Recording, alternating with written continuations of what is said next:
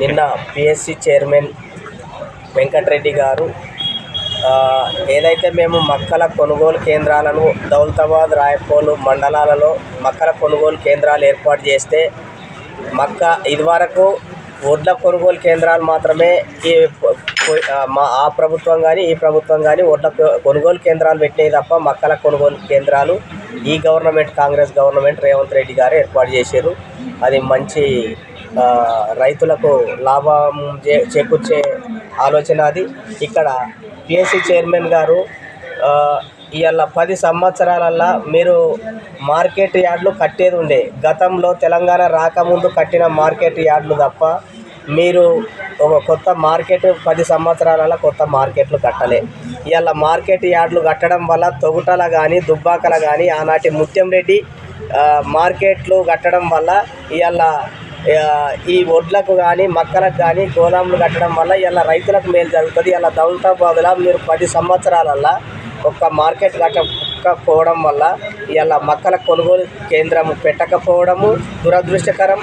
Chairman గారు, మీరు మీ విజ్ఞతకే వదిలేస్తున్నామంటే మా విజ్ఞతకు కాదండి, ఏది ఉన్నా మేము కలిసి రైతులకు మేలు చేయాలి. ఇలా మీరు సెంటర్ ఓపెన్ చేయడం వల్ల మేము స్టాక్ ఎక్కడ చేయాలని అంటున్నారు. ఇలా గతంలో కాంగ్రెస్ గవర్నమెంట్లో ముత్యం రెడ్డి గారు టీటీడీ కళ్యాణ మండపం కట్టిండు. దాన్ని కూడా మనం మక్కలకు, మన రైతుల కోసం వాడుకోవచ్చు. అదేవిధంగా నిజంగానే ఇబ్బంది జరిగేటట్టుంటే ఒక ఫంక్షన్ హాల్ కూడా మాట్లాడుకొని దాంట్లో స్టాక్ చేసుకోవచ్చు, అవసరమైతే వర్షాలు పడే అవకాశాలు ఉంటే. లేనిచో ఒక ఏదైతే మన పాత మార్కెట్ అవి ఏదైతే ఉన్నాయో గోదాంలో, ఆ గోదాం వరండాలో కూడా స్టాక్ చేసుకోవచ్చు. అలా చేయడం వల్ల మన రైతులకు ఒక క్వింటాల్ మీద 600 మిగులుతాయి.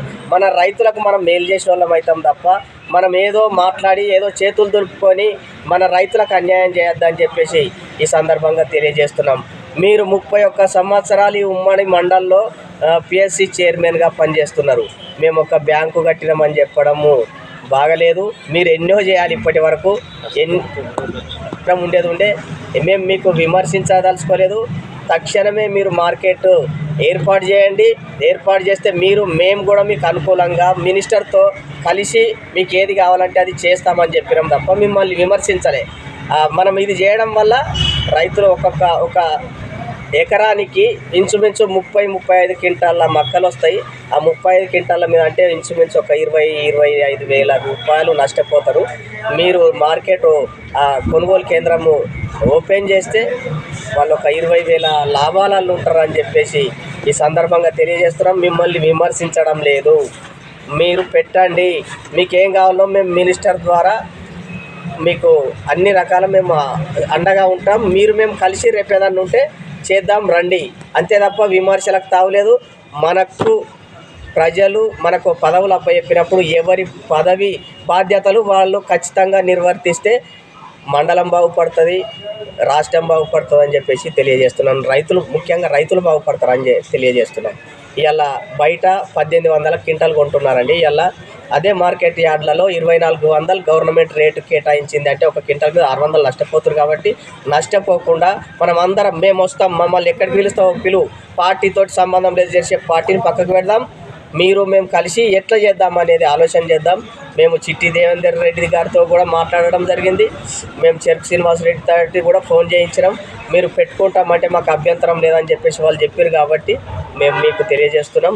మమ్మల్ని రేపు పిలిస్తే వెంకటరెడ్డి గారు మేము వస్తాం, కూర్చొని మాట్లాడుకొని సెంటర్ ఓపెన్ చేస్తే మన రైతులకు లాభం జరుగుతుందని తెలియజేస్తూ ముగిస్తున్నాం.